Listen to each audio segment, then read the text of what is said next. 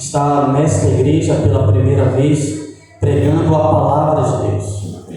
Quero agradecer à igreja, à liderança pelo convite, a vida do meu irmão. Muito obrigado, irmão, pelo convite de poder pregar a palavra de Deus. Amém, Senhor. A minha oração é que esta mensagem alcance o seu coração. Amém. Eu quero nesse momento convidá-los a abrirem a palavra do Senhor em dois textos bíblicos. O primeiro texto se encontra em 2 Samuel, capítulo 12. 2 Samuel, no capítulo 12. Esse é o primeiro texto que eu quero ler com vocês. E eu quero tratar com vocês nesta manhã um tema que mexe muito comigo. Eu quero tratar com vocês a história de um homem que tem impactado a minha juventude. E eu quero estudá-lo em 3 fases da sua vida. O tema da minha mensagem neste dia é Salomão, auge, queda e graça. E a minha oração é que esta palavra alcance o seu coração. 1 Samuel capítulo 12, versículos 24 e 25. Todos encontraram? Diz assim a palavra do Senhor de acordo com a minha tradução. 2 Samuel capítulo 12, versículos 24 e 25. 2 Samuel 12, versículos 24 e 25. Diz assim: Depois Davi consolou Betseba, a sua mulher, e deitou-se com ela. E ela teve um menino, a quem Davi deu o nome de Salomão. O Senhor o amou e enviou o profeta Natã com uma mensagem a Davi. Natã deu ao menino o nome de Jedidias, por causa do Senhor. Agora vá comigo para 1 Crônicas, no capítulo 28, versículos 1 ao 10.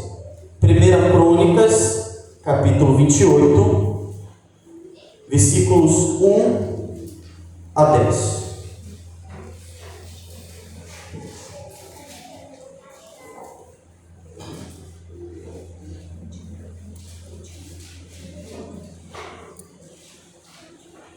Primeira Crônicas, capítulo 28, versículo 1 ao 10, assim diz a palavra de Deus. Davi reuniu em Jerusalém todos os líderes de Israel, os líderes das tribos, os líderes das divisões a serviço do rei, os comandantes de 1000 e de 100, os líderes encarregados de todos os bens e rebanhos que pertenciam ao rei e aos seus filhos, bem como os oficiais do palácio, os principais guerreiros e todos os soldados valentes. O rei Davi se pôs em pé e disse: Escutem-me, meus irmãos e meu povo. Eu tinha no coração o propósito de construir um templo, um lugar de descanso para a arca da aliança do Senhor, o estrado dos pés do nosso Deus. Fiz planos para construí-lo, mas Deus me disse: Você não construirá um templo em honra ao meu nome, pois você é um guerreiro e derramou muito sangue. No entanto, o Senhor, o Deus de Israel, escolheu-me dentre toda a minha família para ser rei em Israel para sempre. Ele escolheu Judá como líder, e da tribo de Judá escolheu a minha família. Dentre os filhos do meu pai, ele quis fazer-me rei de todo Israel. Dentre todos os muitos filhos que me deu, ele escolheu o meu filho Salomão para sentar-se no trono do reino do Senhor sobre Israel. Ele me disse: O seu filho Salomão é quem construirá o meu templo e os meus pátios, pois eu escolhi para ser meu filho e eu serei o pai dele. Firmarei para sempre o Senhor, firmarei para sempre o reino dele, se ele continuar a obedecer aos meus mandamentos e às minhas ordenanças, como faz agora. Por isso, agora declaro a vocês, diante de todo Israel, a Assembleia do Senhor, e diante dos ouvidos do nosso Deus, tenham cuidado de obedecer a todos os mandamentos do Senhor, o seu Deus, para que mantenham a posse desta terra e a deem por herança aos seus descendentes para sempre.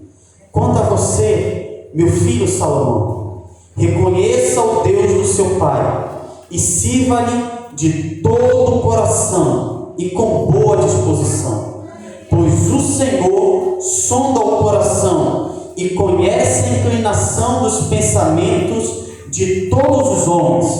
Se você o buscar, o encontrará, mas se você o abandonar, ele o rejeitará para sempre. Veja que o Senhor o escolheu para construir uma casa que sirva de santuário. Seja forte e mão à obra. Vamos agradecer pela leitura da palavra de Deus? Amém. Oremos. Senhor meu Deus e bendito Pai, nesse momento queremos ouvir a Tua voz. Amém. Fale conosco, Senhor. Quebranta o nosso coração. Derrama o Teu Espírito. Abra a nossa mente. Em nome de Cristo Jesus. Amém. Amém. Irmãos, vocês podem se retirar. Salomão ou Gedidias, nome que fora escolhido pelo profeta Natan. Salomão nasceu em meio à reconciliação de Davi para com Deus e também para com Betseba. Todos vocês conhecem a história. Vocês sabem muito bem que Davi cometeu o pecado do adultério. E por ter cometido o adultério, o fruto dessa relação pecaminosa nasce o filho. A Bíblia diz que isto foi ruim aos olhos do Senhor. E o profeta Natan profetiza que, por causa do pecado que Davi cometera, o seu filho seria morto. Davi se arrepende dos seus pecados. Mesmo assim, Deus não retirou as consequências. O filho de Davi, o primeiro filho que ele teve com Betseba, morre.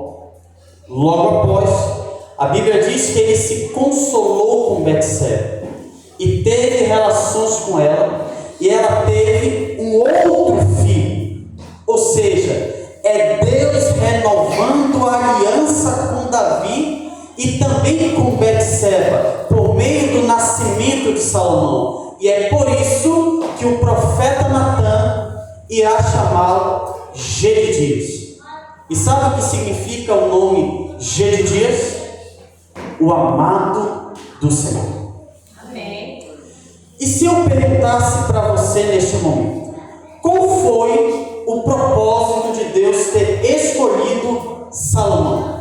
Qual seria a sua resposta? Talvez muitos diriam: Deus escolheu Salomão. O propósito de Deus para a vida deste homem era para construir o templo. Por um lado, isso está correto, mas não é o todo. Está muito além do que construir um templo. Deus tinha um propósito, e esse propósito estava muito além do que construir um templo de adoração.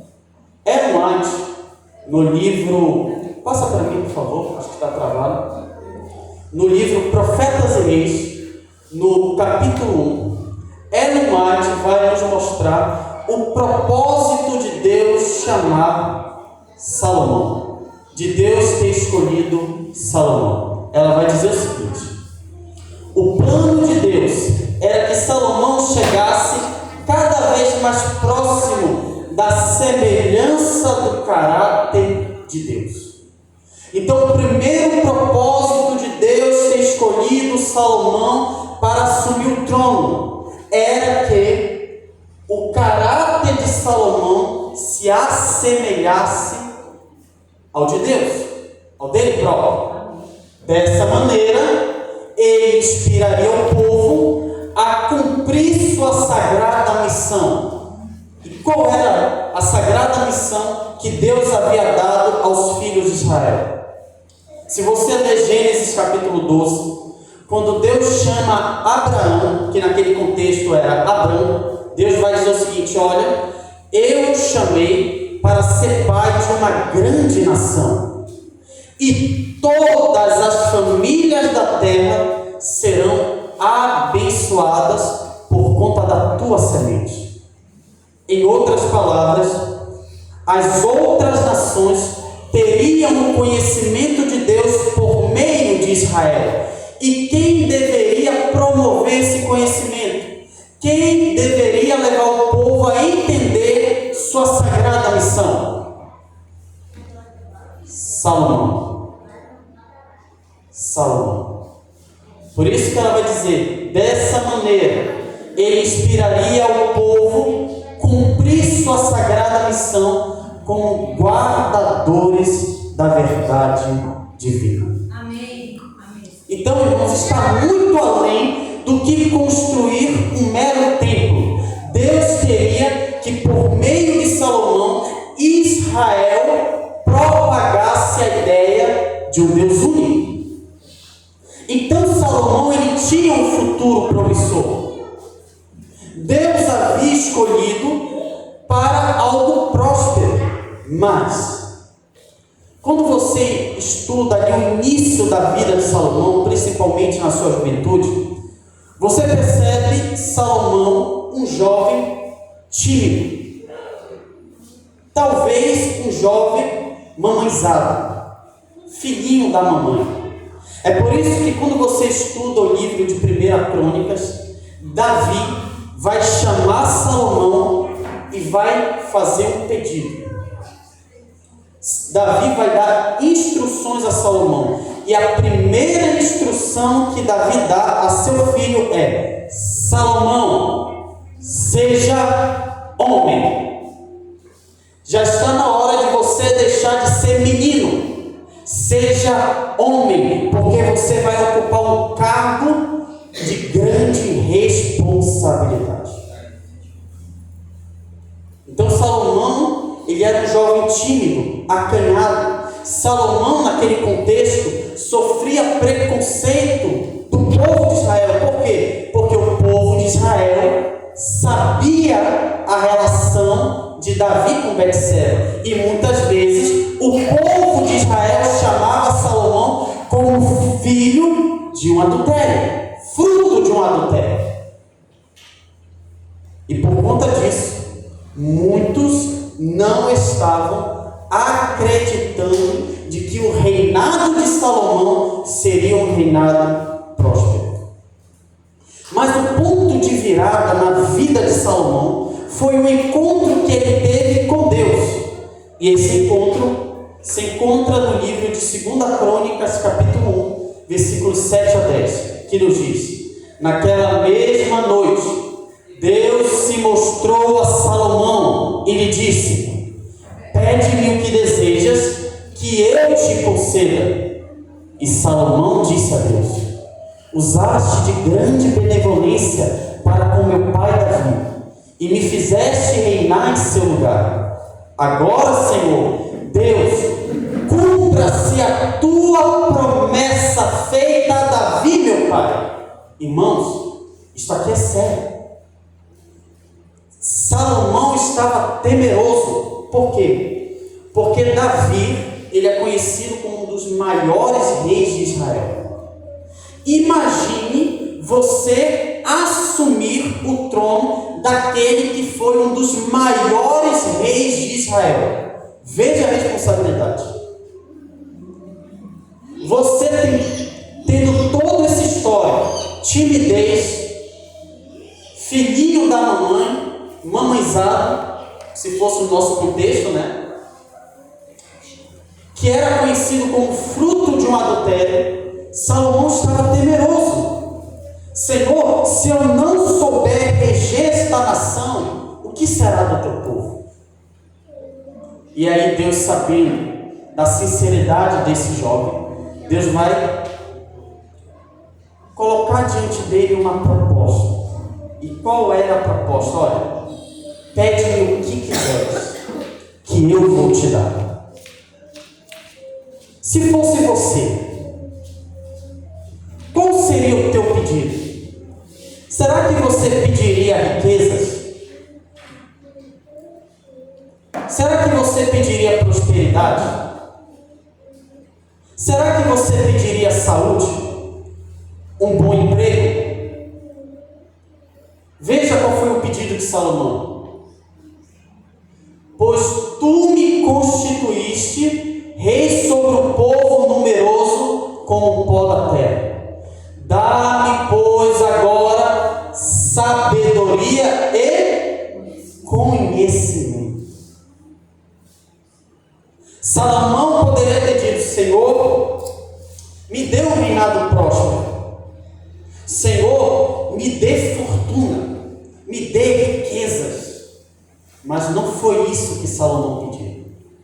O que Salomão pediu? Sabedoria. Estas duas palavras não querem dizer a mesma coisa, porque muitas vezes nós confundimos sabedoria com conhecimento. Saber ser uma pessoa sábia é uma coisa, e ter conhecimento é outra coisa. Em nosso mundo nós temos pessoas que têm um vasto conhecimento, seja na matemática, seja na filosofia, seja na ciência, em todos os aspectos. Mas isto não quer dizer que você seja uma pessoa sábia. Todo aquele que tem conhecimento não quer dizer que é sábio, mas todo aquele que tem sabedoria, ele tem conhecimento. Então, o que quer dizer sabedoria? É você saber aplicar no seu dia a dia o conhecimento. É saber discernir o certo do errado, aquilo que agrada a Deus e aquilo que não agrada a Deus. Isto é sabedoria. Em outras palavras, sabe o que Salomão pediu? Senhor, eu quero que tu estejas dentro de mim. Por quê? Porque Deus sempre é revelado nas Escrituras como aquele que é a própria sabedoria.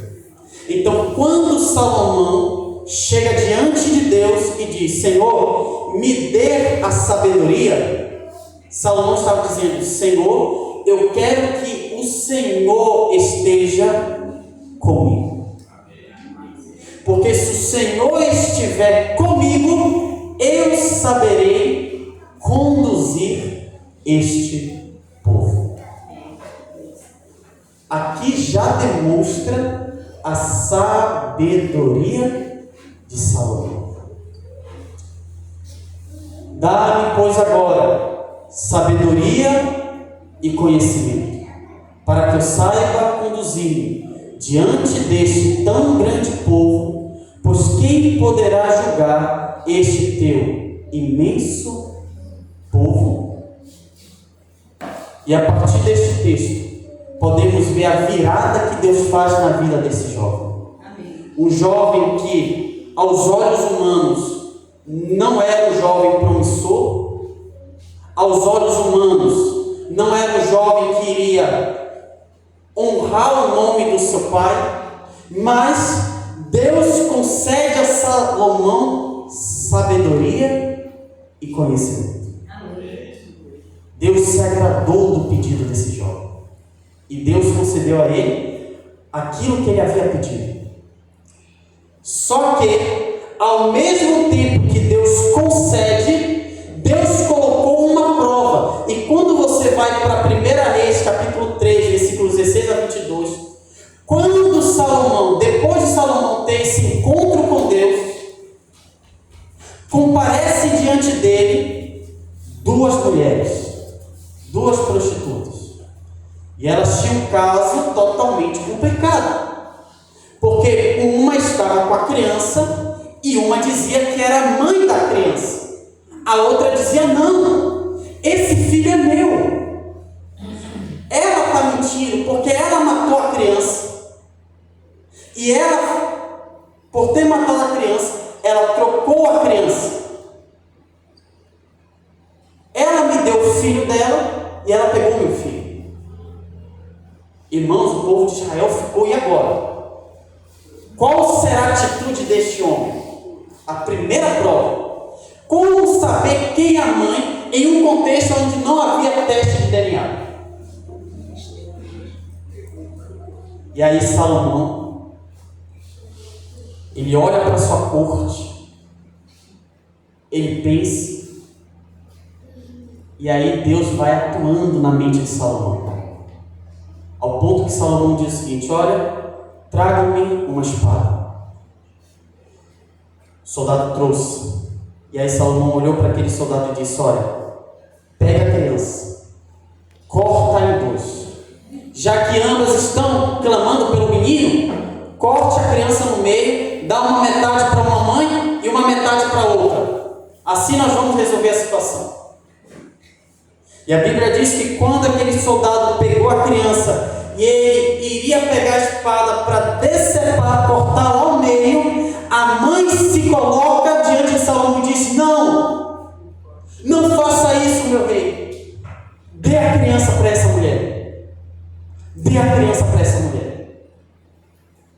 E aí Salomão pega a criança no colo, se aproxima daquela mãe que havia clamado e disse o seguinte: uma mãe de verdade faria qualquer coisa para salvar a vida do seu filho.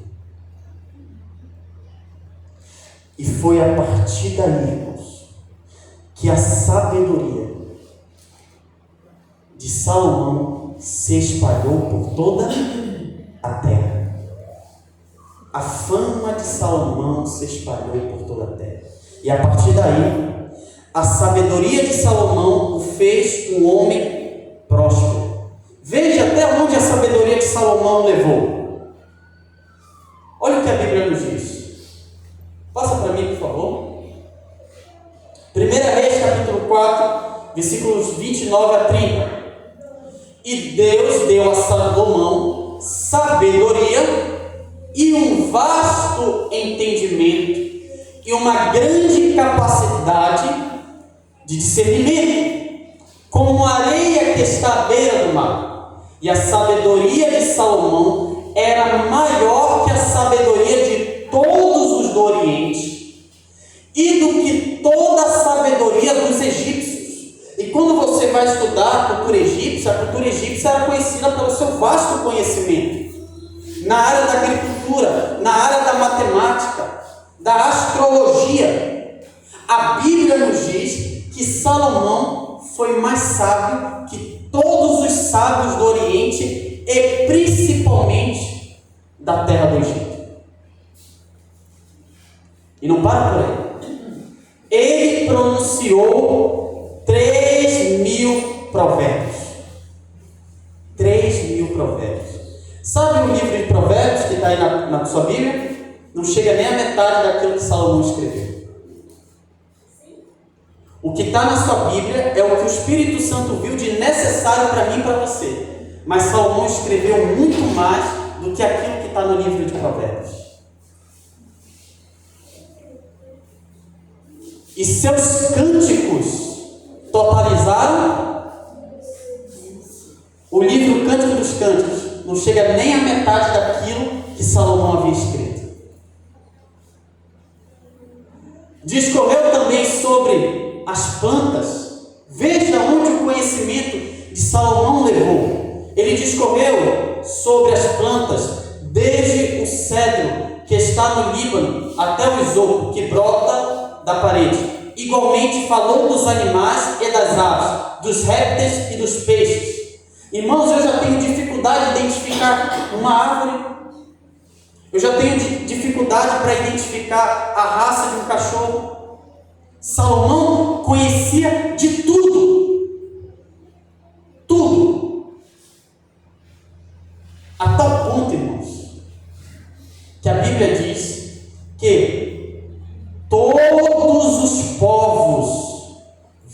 disponham para ouvir a sabedoria de Salomão.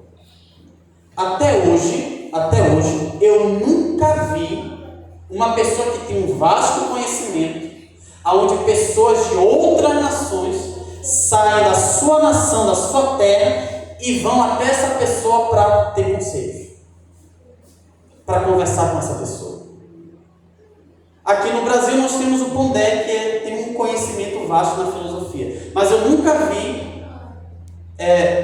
os nossos deputados, senadores, irem até ele para conversar, para ter conselhos. Albert Einstein, um homem que tinha um conhecimento. Eu nunca vi as outras nações, pelo menos daquilo que eu já li de Albert Einstein, as nações por inteiro, até líderes poderosos, irem até ele para conversar, para ter conselho, para ter algum conselho desse homem. Nunca vi. Mas a Bíblia diz que todos os povos, principalmente os reis da terra, vinham até Jerusalém para ouvir da sabedoria de Salomão. Vejam, irmãos, até aonde a sabedoria de Salomão levou, ao ponto que ele se tornou conhecido e se tornou próspero do seu tempo. E não para por aí, irmãos. Falando acerca das suas posses, dos seus bens, da sua propriedade, veja o que a Bíblia diz. 1 Reis, capítulo 4, versículo 20 e 21, e depois os versículos 26 a 27. Eram, portanto, os de Judá e de Israel, numerosos como a areia que está à beira do mar. Comiam, bebiam e se alegravam, ou seja, havia fartura. Nenhum cidadão israelita era pobre. Todos comiam e bebiam e se alegravam. Salomão dominava sobre todos os reinos, desde o Eufrates até a terra dos filisteus. Ele não apenas comandava a nação de Israel, ele governava toda essa região, desde o rio Eufrates até a fronteira do Egito. Sabe quem mandava no Egito? Salomão. E até hoje eu nunca vi um presidente tomar conta de outras nações. Ele cuida da sua nação e dos interesses da sua nação. Salomão não cuidava dos interesses apenas da sua nação, mas de outras regiões. E olha o que a Bíblia diz. Esses pagavam tributos e serviram a Salomão durante todos os dias da sua vida. E Salomão tinha 40.000 cavalos. Se fosse em nossos dias, ele teria uma garagem cheia de carros. Cavalo, naquele contexto, era um veículo, de locomoção. Então, veja a prosperidade de Salomão. Ele tinha 4.000 cavalos. E não era qualquer tipo de cavalo. Eram os melhores cavalos. 40.000 cavalos em estrebarias para os seus carros e 12.000 cavaleiros, os melhores soldados Salomão tinha. Eram, pois, esses provedores responsáveis por fornecer ao rei Salomão e a todos os que se sentavam à sua mesa, cada um no seu mês, e não deixavam faltar coisa alguma.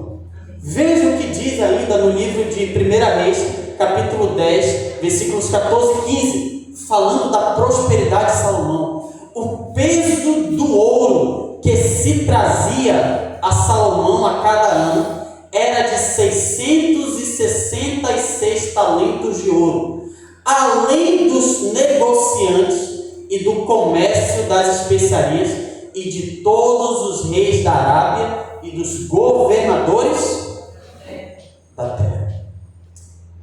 Irmãos, eu tive a curiosidade de pesquisar o quanto Salomão iria ganhar se ele vivesse desse em nossos dias.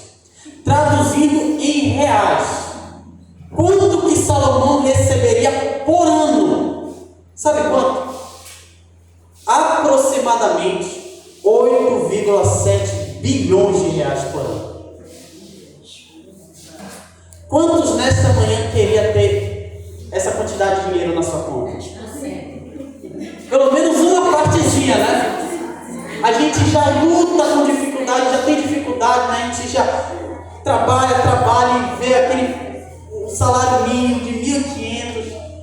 Salomão recebia por ano aproximadamente 8,7 bilhões de reais, fora o tributo que ele recebia dos negociantes, do comércio, das especiarias e de todos os reis da Arábia e governadores da terra.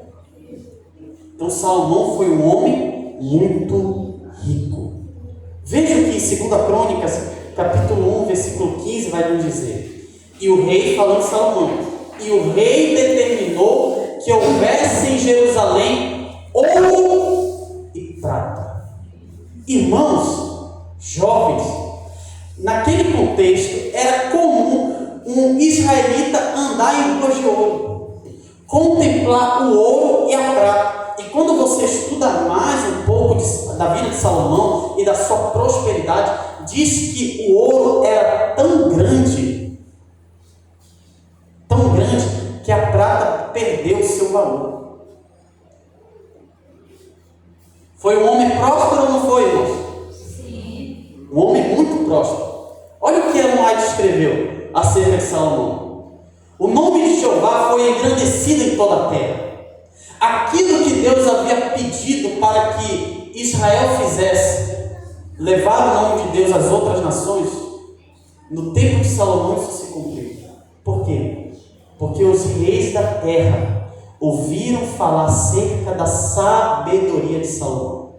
E quando eles vinham até Salomão, Salomão falava acerca daquele que lhe havia concedido a sabedoria. Não é à toa que a rainha de Sabá, depois quando ela contemplou tudo que Salomão tinha, a rainha de Sabá disse: olha, eu glorifico o Deus que te concedeu a sabedoria. Irmãos, foi uma época onde o nome de Deus se espalhou por toda a terra, onde o nome de Jeová foi engrandecido até pelas nações pagãs.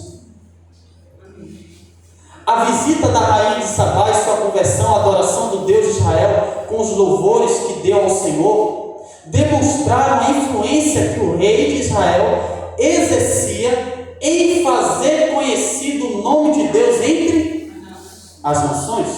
E ela diz ainda: por meio das bênçãos derramadas sobre Israel, o mundo devia ser levado ao conhecimento de Deus. Então, irmãos, Salomão conseguiu fazer algo que nenhum outro rei conseguiu fazer: levar o reino de Israel ao êxtase. Ele tornou o reino de Israel a maior potência daquele tempo. Salomão era amado por Deus. Deus já havia aparecido para ele 2 vezes. Ele era o mais sábio de todos os tempos. Ele construiu o maior templo da sua época. E sabe por que o templo de Salomão não foi escolhido como uma das 7 maravilhas do mundo antigo? Por causa que até hoje ainda predomina o sentimento antissemita, o preconceito que muitas nações ainda têm para com o povo de Israel, e até hoje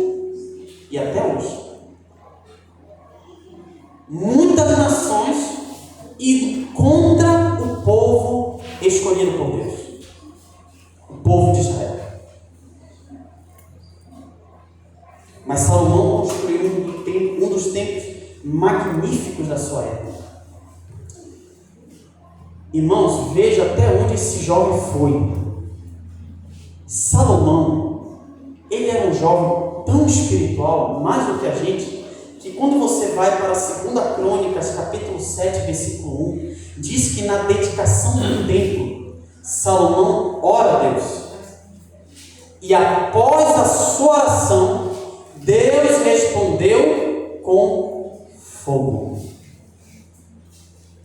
Muitas vezes nós imaginamos ali o exemplo de Elias, que Elias ora e Deus responde com fogo. Mas Salomão passou por essa experiência. Salomão orou e Deus respondeu com fogo.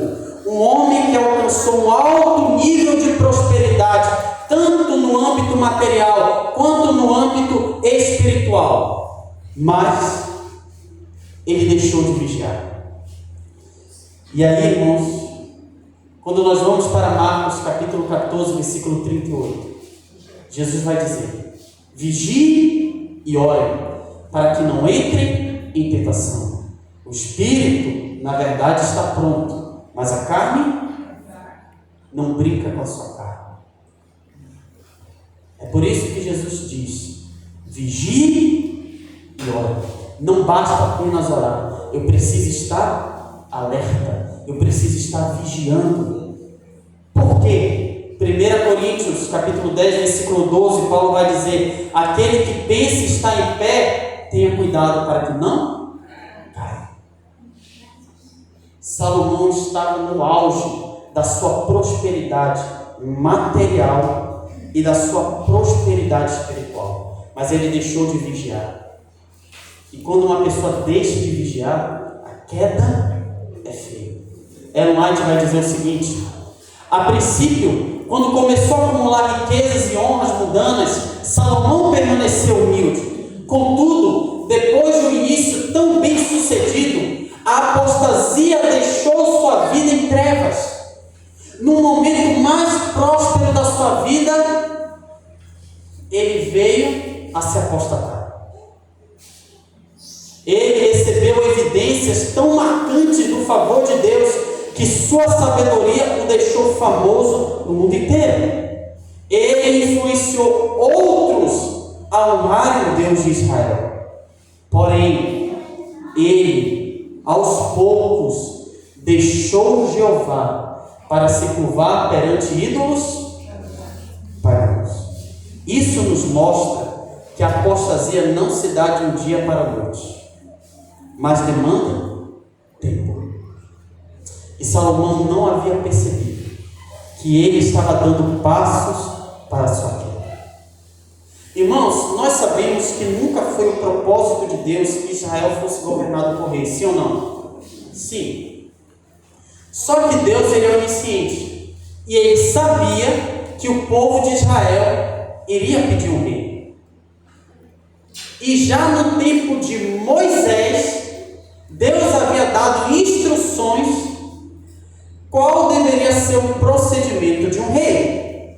Deuteronômio capítulo 17, versículos 14 a 17 vai nos dizer: quando entrares na terra que o Senhor teu Deus te dá, e a possuíres, e nela habitando disseres: estabelecereis sobre mim um rei, como fazem todas as nações ao meu redor. Então Deus já sabia que o povo de Israel iria pedir um rei. Certamente estabelecerás sobre ti como rei aquele que o Senhor teu Deus escolher, um dos teus irmãos. Ele será rei sobre ti. Não poderás designar sobre ti um homem estranho que não seja dos teus irmãos. Entretanto, qual deveria ser o procedimento de um rei?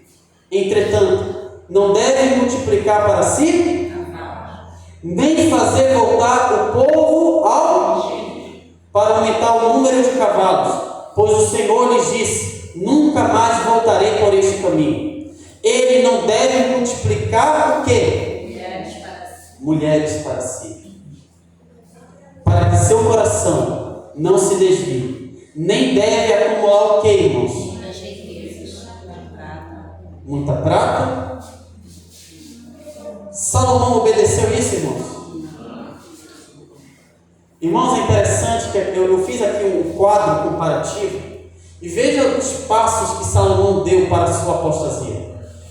No livro de Deuteronômio, não existe 1 Deuteronômio, mas no livro de Deuteronômio nos diz que um rei não deveria multiplicar para si Mas a Bíblia diz que ele tinha 40 mil cavalos. Eu esqueci de colocar o zero ali, mas ele tinha 40 mil cavalos.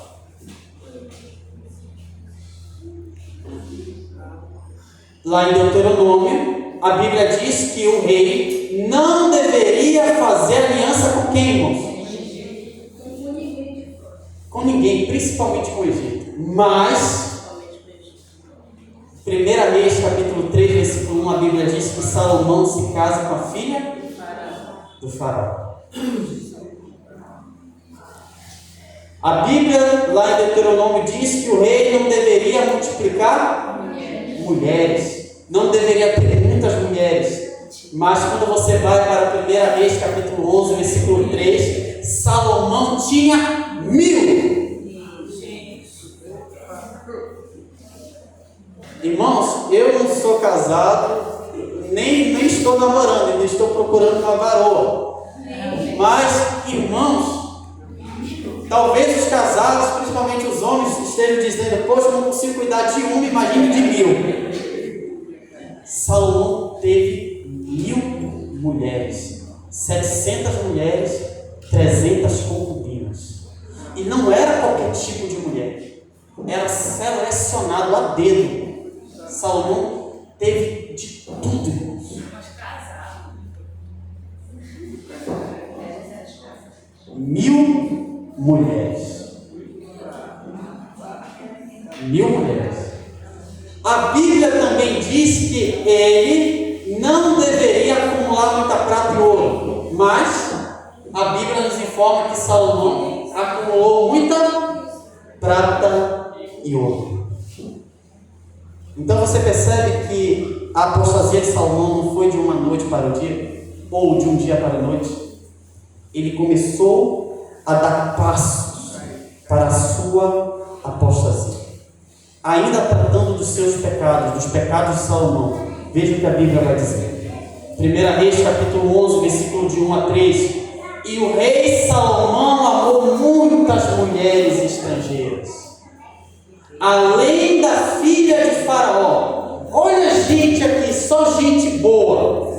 Moabitas, Amonitas, Edomitas, Sidônias e Etéias, das nações das quais o Senhor havia dito aos filhos de Israel: não caseis com elas, nem elas casem convosco, pois elas perverterão o vosso coração para seguir os seus deuses. A estas se uniu Salomão com o falso amor. Hoje, muitas vezes, quando você chega para um jovem e diz: olha, cuidado com aquela pessoa com quem você está se relacionando. Ao que muitas vezes o jovem diz: ah, mas eu amo tanto esse jovem, eu amo tanto essa pessoa, mas minha filha, esse jovem não é da igreja, esse jovem bebe, é um mau caráter, mas o meu coração bate por ele.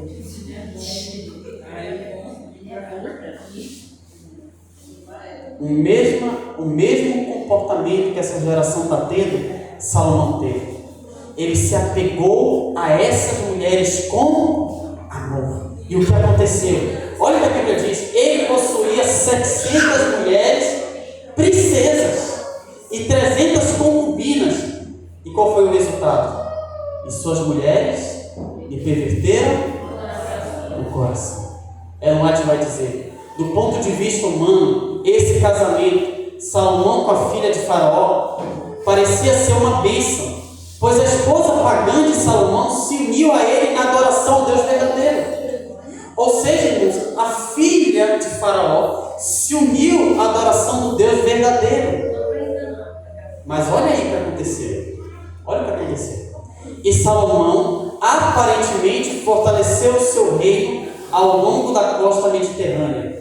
No entanto, ao fazer aliança com uma nação pagã e selar o acordo de casamento com a princesa idólatra, Salomão imprudentemente desconsiderou a proteção estabelecida por Deus para manter a pureza de seu povo. A esperança de que ele poderia levar a esposa egípcia à conversão era apenas uma desculpa para o pecado. Em outras palavras, Salomão diz o seguinte: olha, Já que deu certo com a filha de Faraó, eu posso fazer isso com outras mulheres.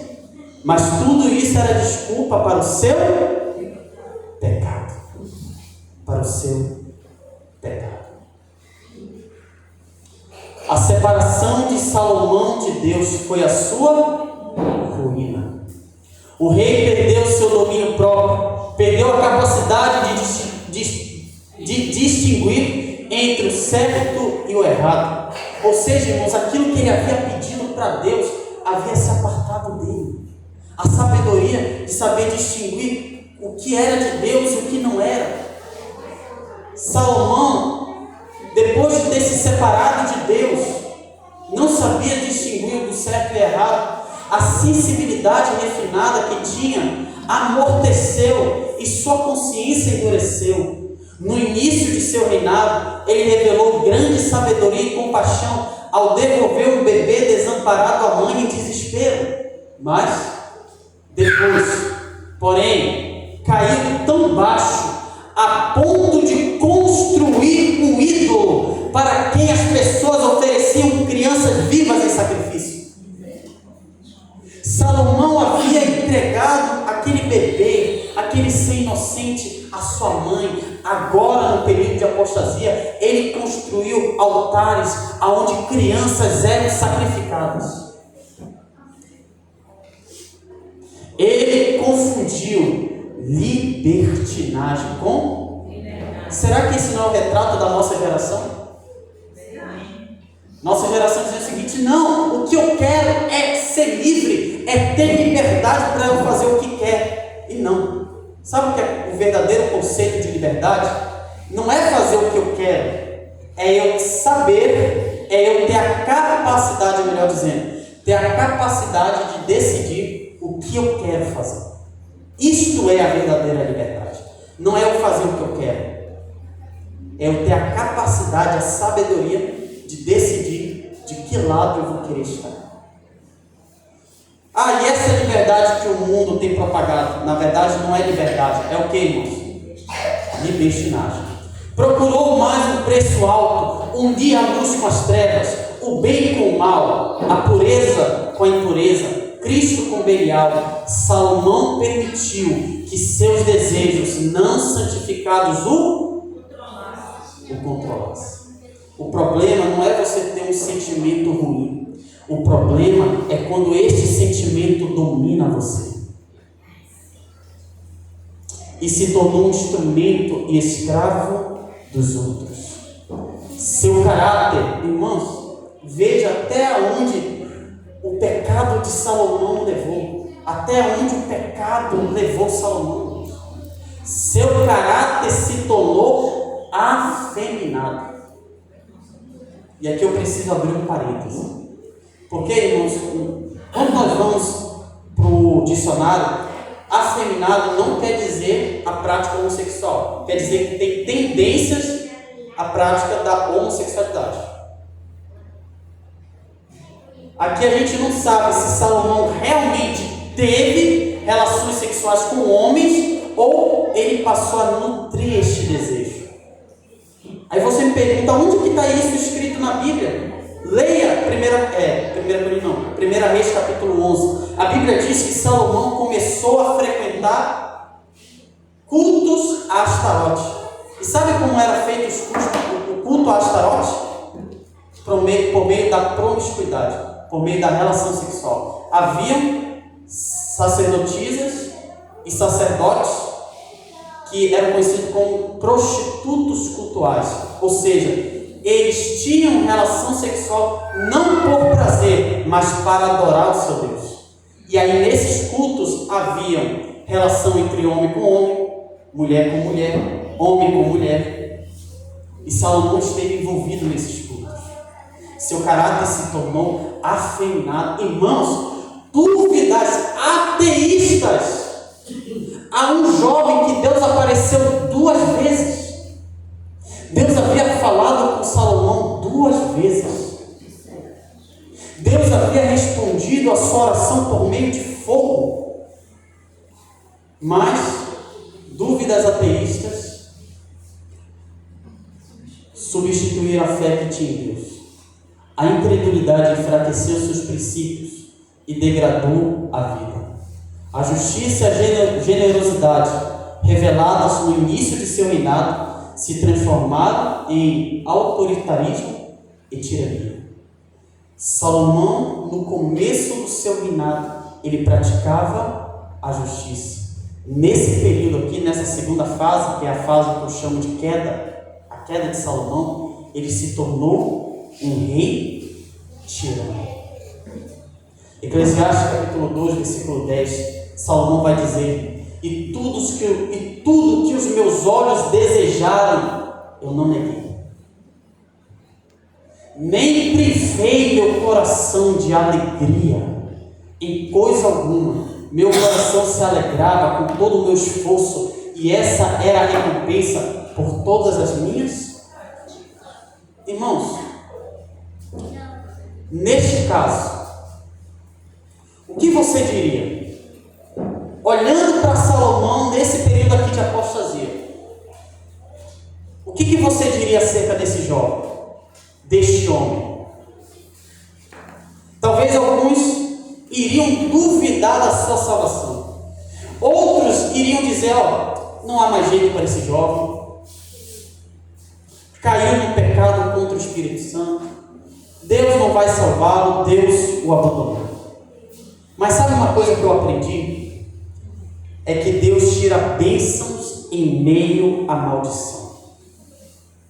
Deus tira bênçãos em meio à maldição. E nesse período, o Espírito do Senhor trabalhou no coração desse homem a tal ponto que ele reconheceu o seu pecado. E foi nesse período que Salomão escreve o livro de Eclesiastes.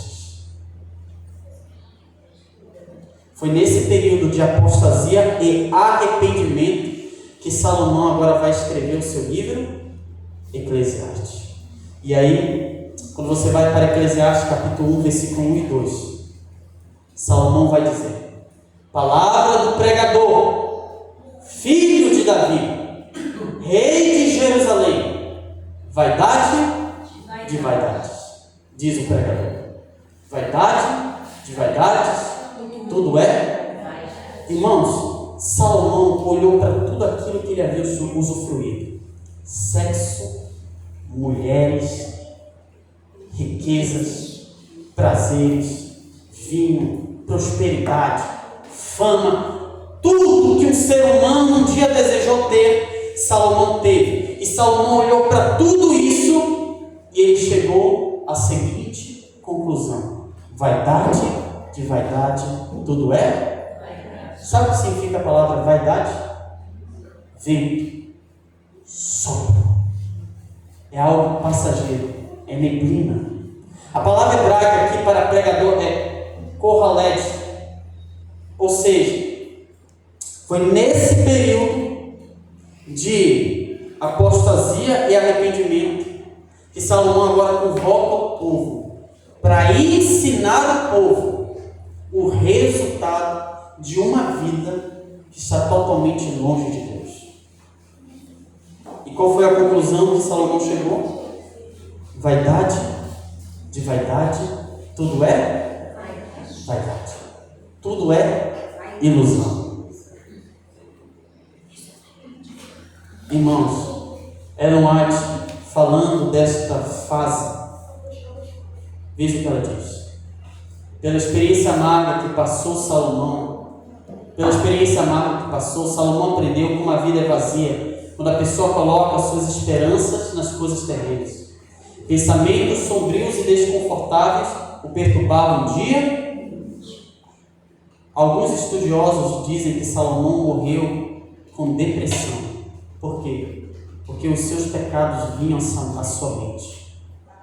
Mesmo ele arrependido, ele morreu em sua profunda angústia. Por quê? Porque ele viu o resultado dos seus pecados. É por isso que o livro de Eclesiastes é um livro muito pessimista. Porque Salomão ele está refletindo acerca da vida do ser humano. Tudo aquilo que o ser humano faz debaixo do sol. E tudo não passa de vaidade.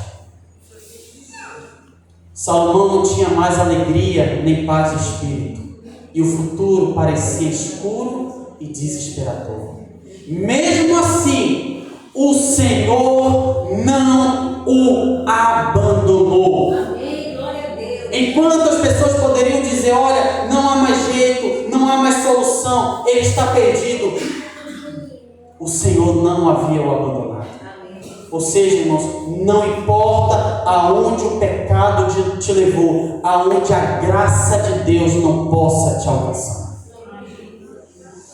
No entanto, por meio da mensagem que recebeu, Salomão conseguiu ver um raio de esperança.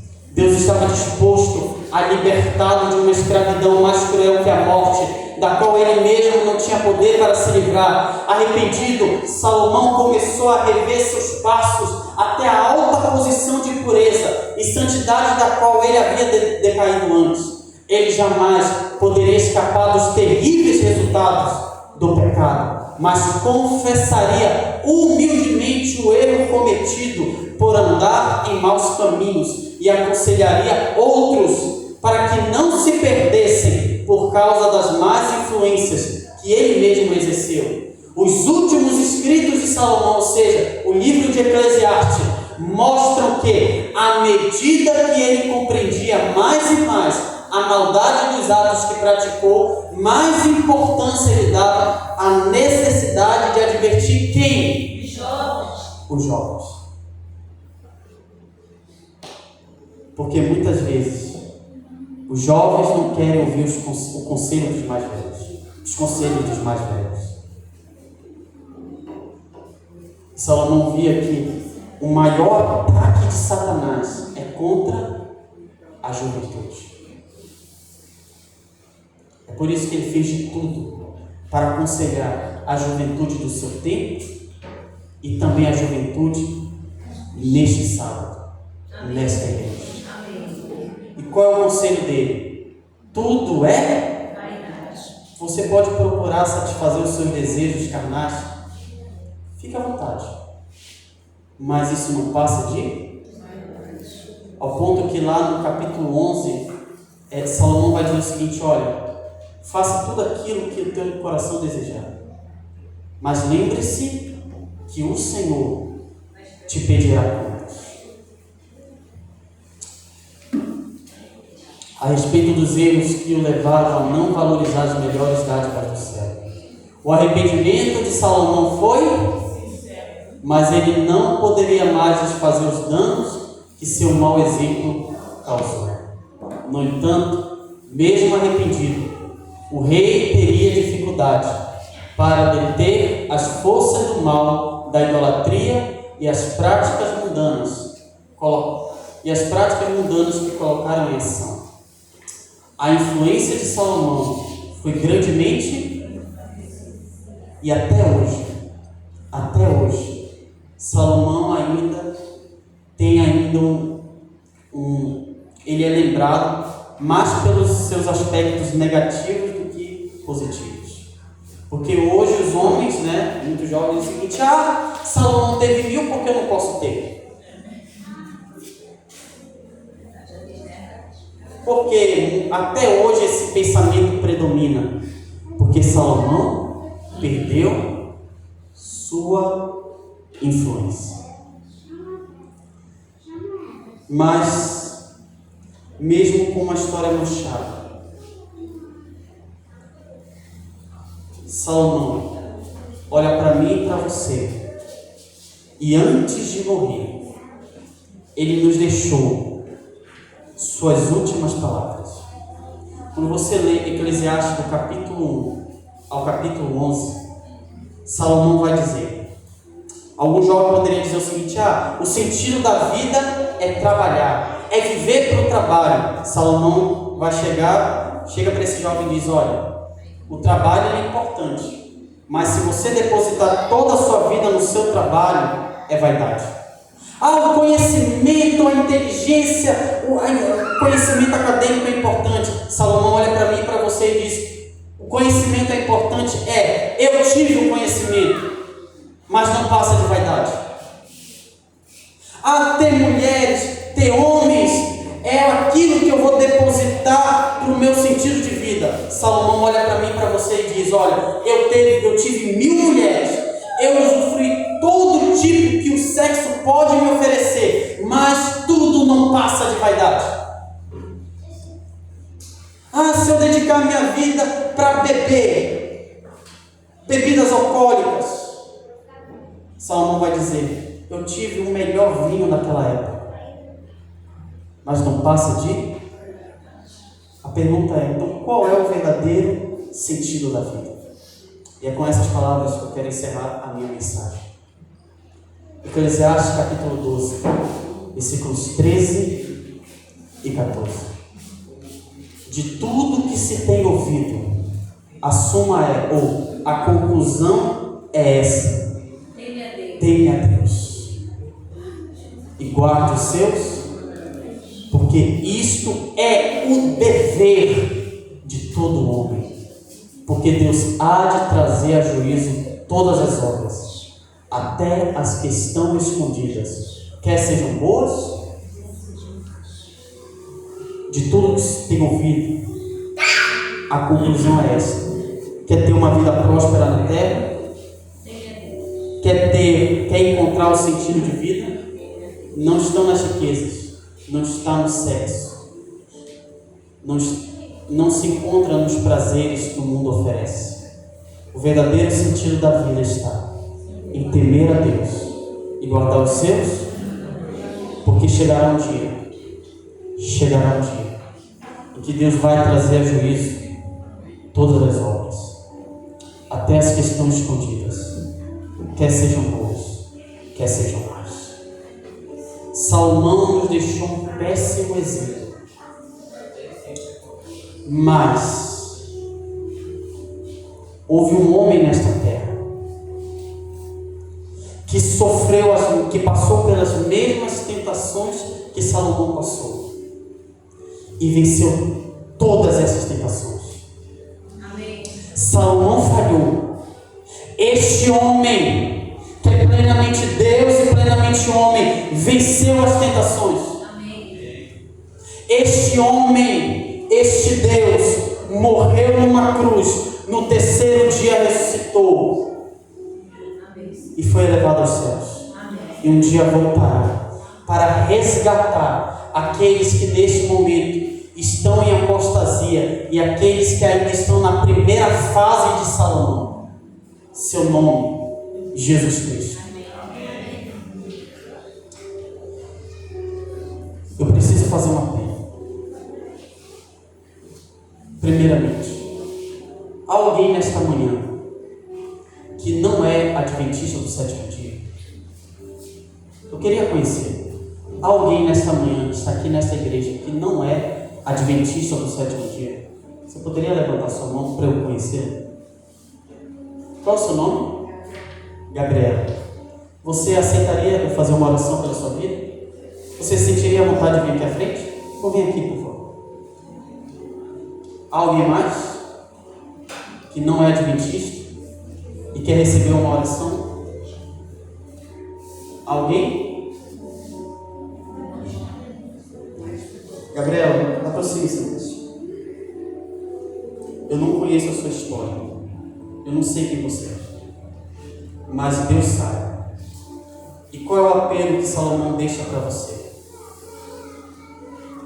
Quer encontrar o verdadeiro sentido da tua vida? Tema Deus e guarde os seus mandamentos. E o nosso Salvador veio a este mundo para resgatar aquele que havia começado bem, mas caiu em apostasia, mas que graças a Deus se arrependeu dos seus pecados e veio resgatar a minha vida, a vida da Gabriela e a vida de cada um que está aqui. Nesse momento eu quero cantar com você. Antes da gente fazer uma oração, eu quero cantar a música Graça, porque a vida de Salomão é uma vida cheia de graça. Deus derramou graça na vida de Salomão. E Ele quer derramar graça sobre a sua vida. Alguém, agora é para todos, alguém que quer se entregar novamente a Jesus Cristo, dizendo: Senhor, eu quero encontrar o verdadeiro sentido da minha vida. temer o teu nome e guardar os teus mandamentos, porque eu quero morar com o Senhor para todo sempre. Se este for o seu desejo, enquanto estivermos cantando o hino de número 120, eu quero cantar com vocês este louvor. Venha aqui à frente, porque Deus quer fazer uma obra na tua vida. Louvemos o nome do Senhor.